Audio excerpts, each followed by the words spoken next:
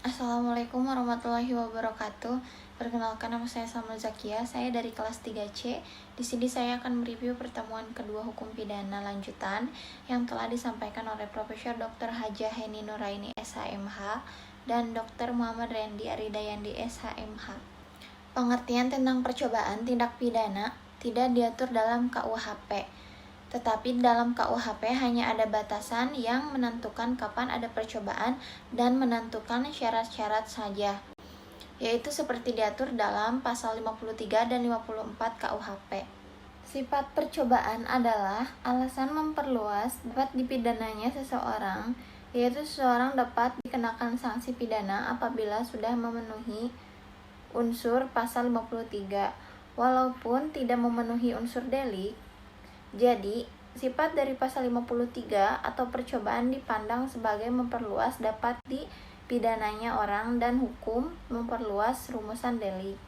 Dasar patut dipidananya percobaan. Yang pertama, teori subjektif. Menurut teori ini, percobaan terletak pada sikap batin atau watak yang berbahaya dari pelaku. 2. Teori objektif. Menurut teori ini, dasar patut dipidana percobaan terletak pada sifat berbahaya atau berbahayanya perbuatan yang dilakukan oleh pelaku.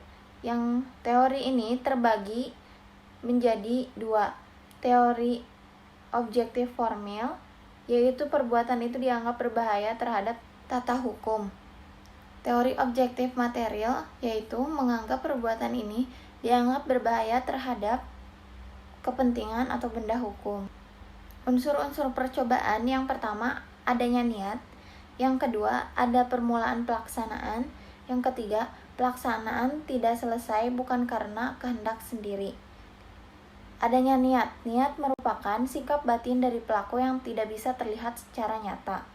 Niat di sini harus berupa niat yang jahat yang berbeda dengan kesengajaan. Niat masih berada dalam sikap batin, sedangkan kesengajaan sudah nampak. Jadi niat merupakan persiapan permulaan dari suatu perbuatan. 2. Adanya pelaksanaan. Terdapat perbedaan pendapat antara perbuatan persiapan dengan permulaan pelaksanaan. Yang ketiga, adanya pelaksanaan tidak selesai bukan karena kehendak sendiri. Dibagi menjadi 3. Yang pertama, adanya penghalang fisik.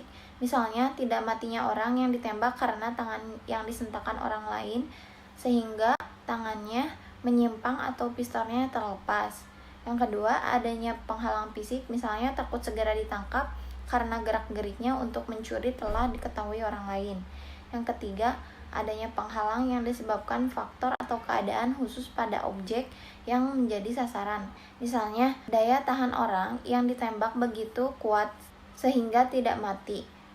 Atau barang yang akan dicuri terletak berat walaupun pencuri telah berusaha mengangkatnya sekuat tenaga. Percobaan mampu dan tidak mampu. Percobaan tidak mampu muncul apabila perbuatan telah dilakukan tetapi delik yang dituju tidak selesai atau akibat yang terlarang menurut undang-undang tidak timbul. Tidak timbul akibat yang dilarang dapat disebabkan tidak mampunya objek. Perbedaan percobaan mampu dan tidak mampu ada pada percobaan objektif, yaitu menitik beratkan pada sifat berbahayanya perbuatan, sedangkan penganut teori subjektif tidak mengenal perbuatan tersebut, melainkan menitik beratkan pada sifat berbahayanya sikap batin atau watak pelaku tindak pidana. Pemidanaan terhadap percobaan.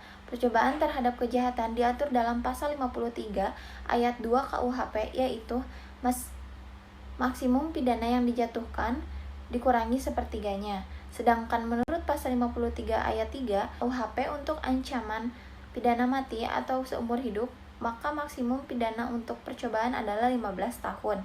Adapun percobaan terhadap pelanggaran menurut pasal 54 tidak dipidana.